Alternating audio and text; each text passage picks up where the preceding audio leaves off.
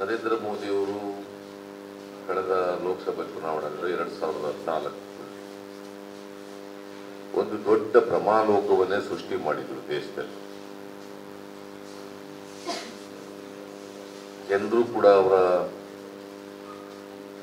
ಬಣ್ಣದ ಮಾತುಗಳಿಂದ ಮಾರೋಗಿದ್ರು.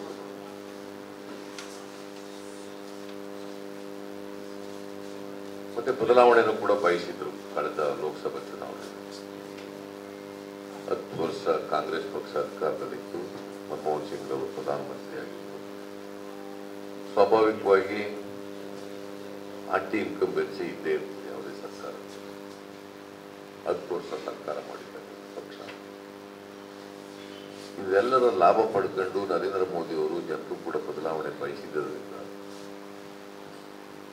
ಮತ್ತೆ ಇವರ ಬಹಳ ಆಕರ್ಷಣೀಯವಾದಂಥ ಭರವಸೆಗಳ ಮೂಲಕ ನರೇಂದ್ರ ಮೋದಿ ಅವರನ್ನು ನಂಬಿ ಭಾರತೀಯ ಜನತಾ ಪಕ್ಷಕ್ಕೆ ಮತ್ತು ಅವ್ರ ಜೊತೆ ಇದ್ದಂಥ ಪಕ್ಷದವರಿಗೆ ಬೆಂಬಲವನ್ನು ವ್ಯಕ್ತ ಮಾಡಿ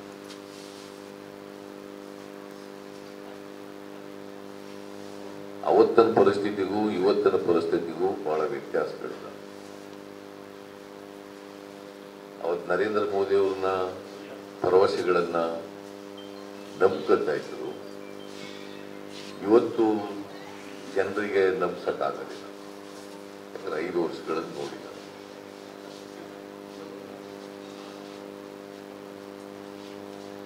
ಈ ದೇಶದ ಜನರು ರಾಜಕೀಯವಾಗಿ ಬಹಳ ಪ್ರಬುದ್ಧರಿದ್ದಾರೆ.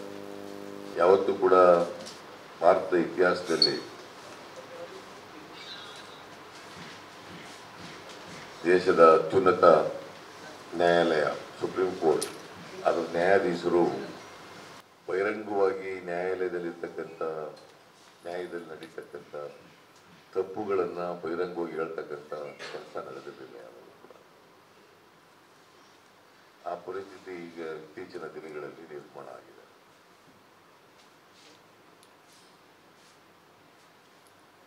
ಇವರು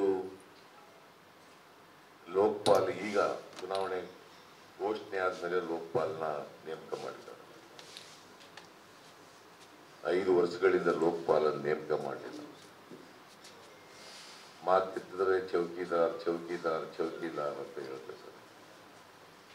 ಎಲ್ಲರೂ ಬಿಜೆಪಿ ಅವರೆಲ್ಲ ಹೇಳ್ಕೊಳ್ಳೋದು ಅವ್ರಿಗೆ ಇವತ್ತು ಅದು ಫ್ಯಾಷನ್ ಆಗ್ಬಿಡುತ್ತೆ. ಎಲ್ಲರೂ ಚೌಕಿದಾರ್ಗಳೇ. ಯಡಿಯೂರಪ್ಪನ ಚೌಕಿದಾರನೇ, ಈಶ್ವರಪ್ಪನ ಚೌಕಿದಾರನೇ, ಜಗದೀಶ್ ಶೆಟ್ಟರ್ ಚೌಕಿದಾರನೇ, ಸದಾನಂದಗೌಡರ ಚೌಕಿ ಎಲ್ಲ ಚೌಕಿದಾರರೇ.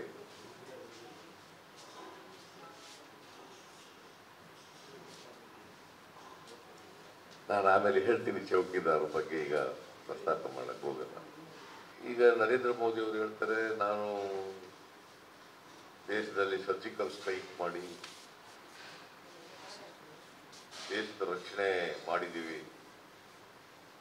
ನಮ್ಮಂತ ದೇಶ ಪ್ರೇಮಿಗಳು ಯಾರೂ ಇಲ್ಲ ಅನ್ನೋ ರೀತಿಯಲ್ಲಿ ಜನಗಳ ಮುಂದೆ ಸ್ವಾತಂತ್ರ್ಯ ಬಂದ ಮೇಲೆ, ನಮ್ಮ ದೇಶ ವಿಭಜನೆ ಆದ ಮೇಲೆ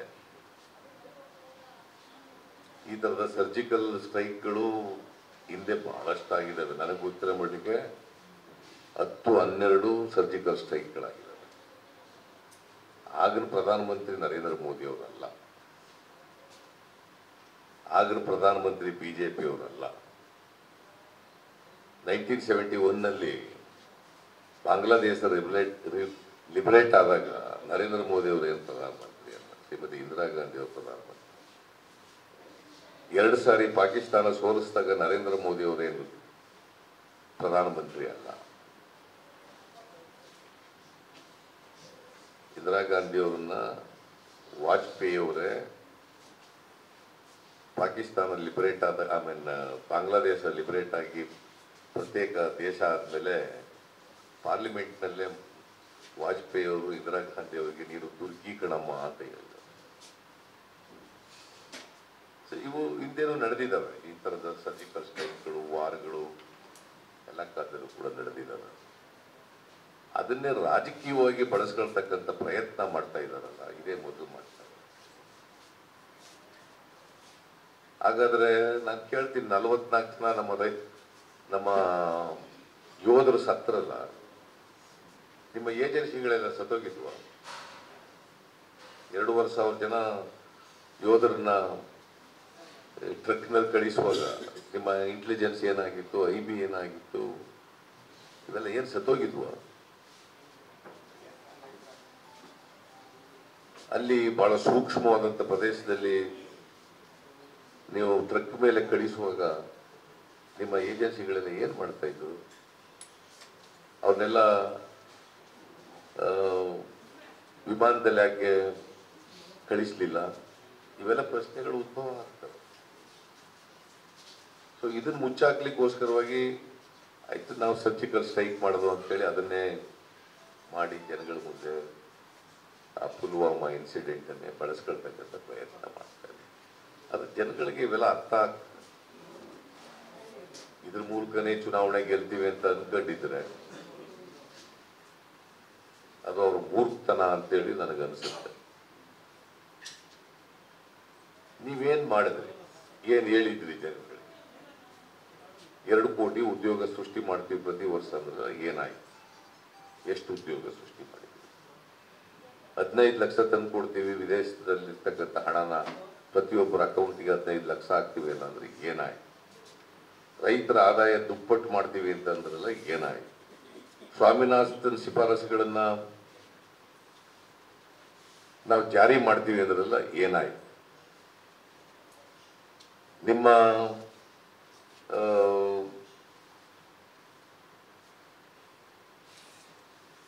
ಎಂಥದ್ದು ಡಿಮಾನಿಟೈಸೇಷನ್,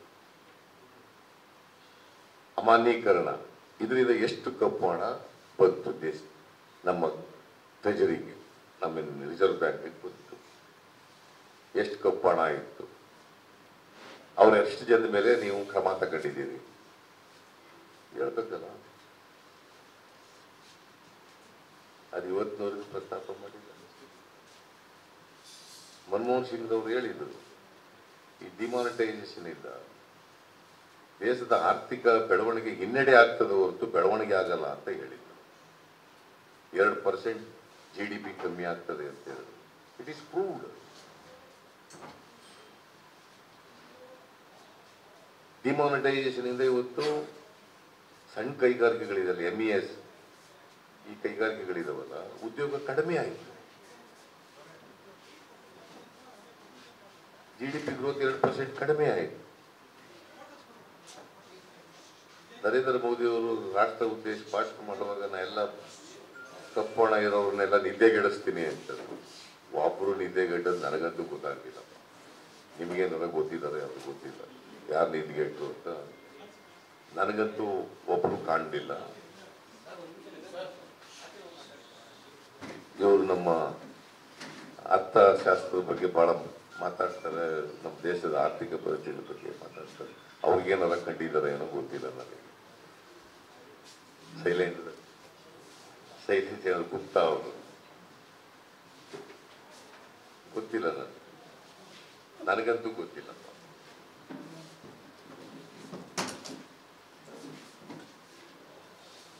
ಮತ್ತೆ ದೇಶ ಬಲಿಷ್ಠ ಪ್ರಧಾನಮಂತ್ರಿ ಕೈನಲ್ಲಿ ಬಲಿಷ್ಠ ರಾಷ್ಟ್ರ ಕಟ್ಟಿ, ಎಲ್ಲಿ ವೇರಿಸ್ತಿ ಬಲಿಷ್ಠ ರಾಷ್ಟ್ರ? ಸುರಕ್ಷಿತರ ಕೈಲಿ ದೇಶ ಇದೆ. ಅಂದರೆ ಇಂದಿರಾ ಗಾಂಧಿ ಅವರು ಸುರಕ್ಷಿತರಾಗಿರ್ತಿದ್ರು.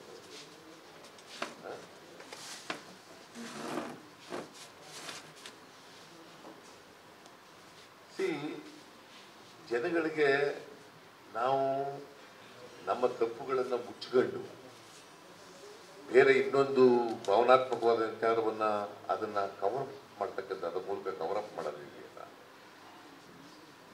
ದೇ ವಿಲ್ ಬಿ ಎಕ್ಸ್ಪೋಸ್ ಆಗಲೇಬೇಕು. ತಪ್ಪಿಸ್ಕೊಳ್ಳೋಕೆ ಸಾಧ್ಯ. ರೈತರು ಇಷ್ಟೆಲ್ಲ ಕಷ್ಟಗಳನ್ನು ಅನುಭವಿಸ್ತಾ ಇದ್ದಾರೆ. ಸರಣಿ ಇದು ನಡೀತಾ ಇದೆ, ಆತ್ಮಹತ್ಯೆಗಳು ನಡೀತಾ ಇದ್ದಾವೆ. ರೈತರ ಬಗ್ಗೆ ಏನ್ ಮಾಡಿದ್ರು? ಅದು ಏನು ರೈತ ಸಾಲ ಮನ್ನಾ ಮಾಡಿದ್ರೆ ಅರುಣ್ ಜೈಟ್ಲಿಯಿಂದ ಹಿಡಿದು ರಿಸರ್ವ್ ಬ್ಯಾಂಕ್ ಗವರ್ನರ್ ಹಿಡಿದು ನರೇಂದ್ರ ಮೋದಿ ಅವರಿಗೆ ಬಹಳ ಲಘುವಾಗಿ ಮಾತಾಡೋದು. ಇಲ್ಲಿ ರಾಜ್ಯದಲ್ಲಿ ಸಾಲ ಮನ್ನಾ ಮಾಡ್ತೀವಿ ಅಂತಂದ್ರೆ ರೈತರಿಗೆ ಲಾಲಿಪಾಪ್ ಕೊಡ್ತಾರೆ ಅಂತ ಪ್ರಧಾನಮಂತ್ರಿ ಹೇಳ್ತಾರೆ. ಲಾಲಿಪಾಪ್ ಕೊಟ್ರೆ ಅಂತೇಳಿ ಪ್ರಧಾನಮಂತ್ರಿ. ನೀವೇನ್ ಮಾಡಿದ್ರಿ ಅಂತಂದ್ರೆ ಅವ್ರಿಗೆ ಉತ್ತರ ಇಲ್ಲ ಅದಕ್ಕೆ. ಅದೇ ಈ ದೇಶದಲ್ಲಿ ದೊಡ್ಡ ದೊಡ್ಡ ಶ್ರೀಮಂತ ಕೈಗಾರಿಕೋದ್ಯಮಿಗಳು ಸಾಲ ತಗೊಂಡಿದ್ದಾರೆ ಇದೆಯಲ್ಲ, ಅವ್ರದ್ದು ಎಷ್ಟು ಸಾಲ ಮನ್ನಾ ಮಾಡಿದ್ದಾರೆ ಅಂತ ಹೇಳಿ. ರೈತರ ಸಾಲ ಮನ್ನಾ ಮಾಡಿದ್ರೆ ಆರ್ಥಿಕ ಪರಿಸ್ಥಿತಿ ಹಾಳಾಯ್ತದೆ. ಶ್ರೀಮಂತರ ಸಾಲ ಮಾಡಿದ್ರೆ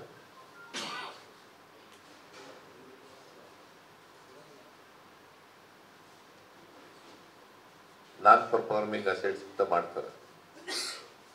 ಅದೆಷ್ಟು ಸಾಲ ಮನ್ನಾ ಮಾಡಿದ್ದಾರೆ ಅಂತ ಹೇಳಿ ನೋಡೋಣ ದೇಶಕ್ಕೆ. ಸೊ ಇವತ್ತು ಜನರು ನೈಜವಾದಂಥ ಸಮಸ್ಯೆಗಳೇನಿದ್ದಾವೆ, ಈ ಸಮಸ್ಯೆಗಳಿಗೆ ಪರಿಹಾರ ಹುಡುಕ್ತಕ್ಕಂಥದ್ರಲ್ಲಿ ಏನು ಪ್ರಯತ್ನ ಮಾಡಿದ್ದೀವಿ ಅಂತ ಜನರ ಮುಂದೆ ಇಡ್ಬೇಕು. ಬಡತನ, ನಿರುದ್ಯೋಗ, ಡಿಸ್ಟ್ರೆಸ್, ಫಾರ್ಮರ್ಸ್ ಡಿಸ್ಟ್ರೆಸ್, ಮಹಿಳೆಯರು, ದಲಿತರು, ಇವರಿಗೆ ಸಾಮಾಜಿಕ ನ್ಯಾಯದ ಬಗ್ಗೆ ಎಷ್ಟು ಬದ್ಧತೆ ಇದೆ ಅಂತ ಹೇಳೋದು, ಸಂವಿಧಾನದ ಬಗ್ಗೆ ಎಷ್ಟು ಗೌರವ ಇದೆ ಅಂತ ಹೇಳೋದು.